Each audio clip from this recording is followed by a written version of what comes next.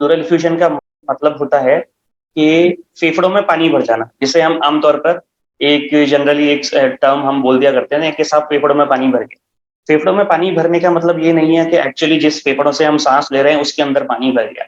फेफड़ों में पानी भरने का मतलब है हमारा फेफड़ा जो है एक बहुत ही प्रोटेक्टिव शेल के अंदर होता है, या एक बहुत ही प्रोटेक्टिव केज के अंदर होता है, जिसे अपन थॉरेक्स या रिब केज कहते हैं। इस रिब केज के अंदर एक झिल्ली होती है जो कि लंग्स को हमारी चेस्ट वॉल यानी कि मसल्स और बोन से अलग करती है, और एक झिल्ली स्वयं लंग्स के ऊपर होती है। तो ये दो तरह की झिल्लियां होती हैं जिन्हें हम प्लूरा कहते हैं। ये प्लूरा की जो लेयर होती है, इन दोनों के बीच में एक पोटेंशियल स्पेस होता है। इस पोटेंशियल स्पेस में ना तो हवा होती है, ना कोई और तत्व होते हैं, सिर्फ एक बहुत ही महीन अमाउंट फ्लूइड की होती है जो कि इसको फ्रिक्शनलेस बनाने का काम करता है। इसलिए सांस लेते समय हमें पता नहीं चलता कि दोनों झिल्लियां आपस में एक दूसरे के ऊपर सरकती हैं। तो इसे प्लूरल स्पेस कहा जाता है। जब भी प्लूरल स्पेस के अंदर किसी भी बीमारी, कोई समस्या, चोट या कोई और दिक्कत की वजह से अगर पानी भर जाता है, या फिर या कहें कि प्लूरल फ्लूइड जो नॉर्मल अमाउंट में प्रेजेंट होता है, अपनी सर्कुलेशन में रहता है, उसका अमाउंट अचानक से बहुत ज्यादा बढ़ जाता है, और इतना बढ़ जाता है कि वो आपको खांसी, सांस में दिक्कत क्रिएट करना शुरू कर दे। और जो कि इसका नॉर्मल अमाउंट जो है 15 ml दोनों फेफड़ों को मिलाकर होता है लगभग। अगर ये उससे ज्यादा हो जाता है तो इसे कंडीशन को प्लूरल इफ्यूजन कहते हैं। सबसे इंपॉर्टेंट जो प्लूरल इफ्यूजन का सिम्टम जो शुरुआती दौर में आपको मेरे को पता चलता है, शुरुआती जो हिस्से में मालूम चलता है बीमारी के, वो होता है चेस्ट में पेन होना। चेस्ट में एक पर्टिकुलर एक जगह पेन होता है। आमतौर पर ये पेन चुभने जैसा, या मान लीजिए किसी ने कोई प्रिक किया हो, या किसी ने कोई चाकू घुसाया हो, जैसे स्टैबिंग एक्सपीरियंस ऑफ पेन अपन कहते हैं, स्टैबिंग लाइक पेन।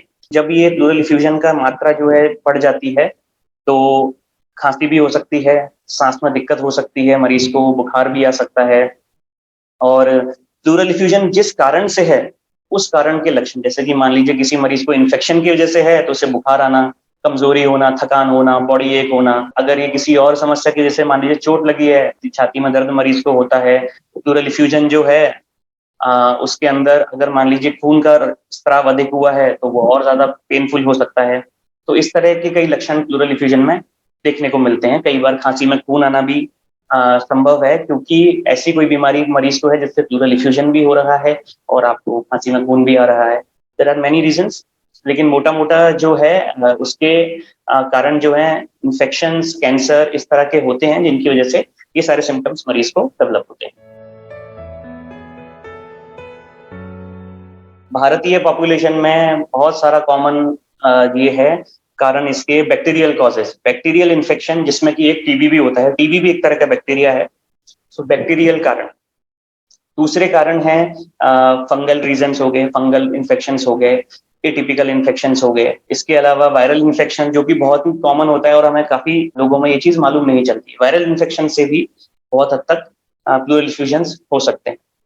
इसके अलावा प्लूरल इफ्यूजन के कई और कारण हो सकते हैं, जैसे कि हार्ट की प्रॉब्लम्स, किडनी का प्रॉब्लम, लिवर फंक्शंस की प्रॉब्लम, यानी कि लिवर डिजीज हो गई हैं, या फिर किसी तरह के कैंसर। और वो कैंसर बॉडी में कहीं और भी हो सकता है, लंग्स में इटसेल्फ हो सकता है, या हो सकता है जो मैंने आपको बताया प्लूरल स्पेस जो होता है, प्लूरल स्पेस में जो प्लूरल झिल्लियां होती हैं उनमें से भी कैंसर उभर के आ सकता है। वो भी एक कारण हो सकता है प्लूरल इफ्यूजन होने का।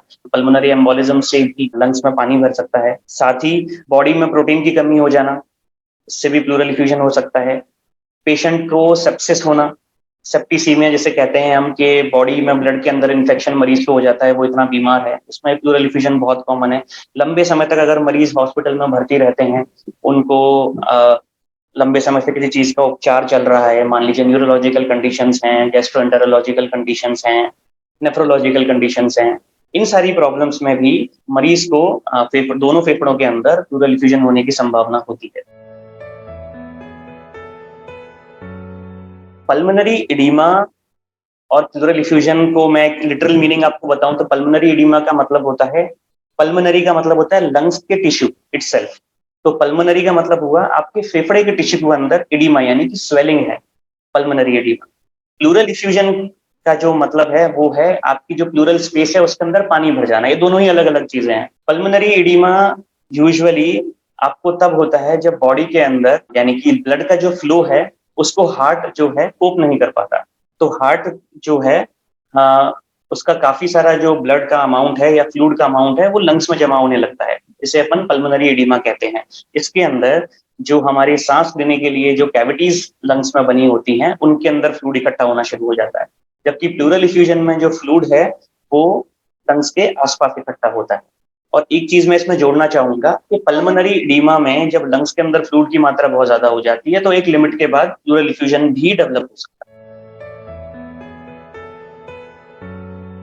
प्लूरल इफ्यूजन पहली बात तो कई कारणों में ये है कि प्लूरल इफ्यूजन जो है वो जो उसमें फ्लूइड इकट्ठा होने लगा है या जिसे वो पानी भरने लगा है वो आमतौर पर स्टेराइल होता है, लेकिन कुछ कारणों से उसमें इन्फेक्शन हो सकता है। तो पहला कॉम्प्लिकेशन तो प्लूरल इफ्यूजन का है कि उसमें इन्फेक्शन होना बहुत जायज है, कई बार हो जाता है। दूसरी चीज है कि प्लूरल इफ्यूजन की जो कारण है, अगर उसका कारण ऐसा है जो बार बार प्लूरल इफ्यूजन डेवलप हो रहा है, जैसे कि कैंसर हो गया, रूमेटॉइड कंडीशंस हो गई, जैसे कि कई मरीजों को एसएलई की प्रॉब्लम होती है, ये ऑटोइम्यून कंडीशंस हैं, किसी को गठियाबाई की प्रॉब्लम है, इन मरीजों में प्लूरल इफ्यूजन बार बार हो सकता है, उपचार की कमी से भी बार बार हो सकता है। अगर मरीज टीबी का इलाज ना ले तो उसका भी इफ्यूजन जो है बार बार हो सकता है। तो ये सारी चीजें हैं। और अगर प्लूरल इफ्यूजन की मात्रा अगर बहुत अधिक है तो मरीज को सांस की समस्या बहुत ज्यादा हद तक वो कर सकता है, ये भी इसका एक कॉम्प्लिकेशन होता है।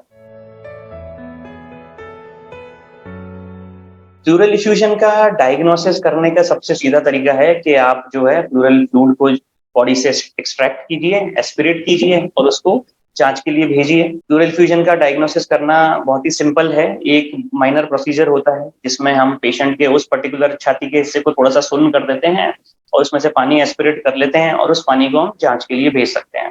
दूसरी चीज कि प्लूरल इफ्यूजन अपने आप में कोई बीमारी नहीं है। प्लूरल फ्यूजन अंडरलाइन कंडीशन जो भी लंग्स में प्रेजेंट है या प्लूरा में प्रेजेंट है उसका एक रिफ्लेक्शन है। तो सबसे इंपॉर्टेंट ये है कि प्लूरल फ्लूइड का तो एग्जामिनेशन हमको करना ही करना है, साथ में प्लूरल इफ्यूजन के कारण जो मैंने आपको बताया कई सारे हैं, तो ब्लड का चेकअप आपका होना चाहिए, साथ ही में आपका हार्ट का चेकअप भी होना चाहिए, साथ में लंग्स का चेकअप भी होना चाहिए जिसके अंदर लंग्स का एक्सरे, सिटी स्कैन, हार्ट का 2D को, liver function test, renal function test, और साथ में अगर मरीज को किसी और तरह की प्रॉब्लम है, जैसे कि मैंने गठियाबाई का प्रॉब्लम आपको बताया, अगर वो बीमारी है या किसी मरीज को ऑलरेडी हम कैंसर का नोन केस है, तो उन मरीजों में उसके अकॉर्डिंग टेस्ट करने से हम जो है फाइनल डायग्नोसिस तक पहुंच सकते हैं। बेसिकली जैसे कि मैंने आपको बताया कि प्लूरल इफ्यूजन एक रिफ्लेक्शन होता है डिजीज का, अपने आप में एक बीमारी नहीं होती है। तो इसका जो ट्रीटमेंट है वो बेसिकली हमें टारगेट करना होता है उसके कारण पर। अगर ट्यूबरक्लोसिस इसका कारण है तो हमें ट्यूबरक्लोसिस का ट्रीटमेंट करना है, हमें ट्यूबरक्लोसिस के लिए जिसे कि हम एंटी ट्यूबरकुलर थेरेपी कहते हैं। मैं आपको ये स्पेसिफिकली इसलिए बता रहा हूँ क्योंकि भारत में अधिकांशतः पानी भर जाने का यानी कि प्लूरल इफ्यूजन का कारण जो है अधिकांशतः ट्यूबरक्लोसिस होता है, उसके लिए हम ट्रीटमेंट एटीटी की फॉर्म में करते हैं। अगर मान लीजिए किसी और बैक्टीरिया से है तो एंटीबायोटिक इसकी थेरेपी है, अगर ये कैंसर की वजह से है तो कीमोथेरेपी जो है इसका इलाज होगा, और अगर ये मान लीजिए किसी और कारण से है, मान लीजिए लिवर फंक्शन की डेफिशिएंसी, लिवर फंक्शन खराब हो रहा है पेशेंट का, लिवर डिजीज की वजह से है, किडनी डिजीज की वजह से है या सेप्सिस की वजह से है, तो उस अंडरलाइन कंडीशन का ट्रीटमेंट बहुत जरूरी होता है। जैसे कि हमने डिस्कस किया pulmonary oedema usually cardiac problem यानी कि हार्ट की बीमारी की वजह से होता है, तो हार्ट की बीमारी का इलाज करना इस तो पल्मोनरी इफ्यूजन का इलाज हो जाएगा। प्लूरल इफ्यूजन का प्रिवेंशन बहुत मुश्किल है क्योंकि प्लूरल इफ्यूजन का कारण जो है यूजुअली ऐसा नहीं है जिसे हम प्रिवेंट कर पाए। बट जैसे कि मान लीजिए किसी पेशेंट को टीबी का इन्फेक्शन हुआ है तो उसकी family members they may prevent themselves to get that infection, वो एक दूसरे से बच सकते हैं इस इन्फेक्शन को ना होने देने से। मान लीजिए बैक्टीरियल और वायरल इन्फेक्शन किसी को अगर हो रहे हैं तो वो आपस में उचित दूरी बनाकर एक दूसरे से बीमारी को ना ग्रहण करके एक प्लूरल इफ्यूजन जैसी बीमारी से बच सकते हैं।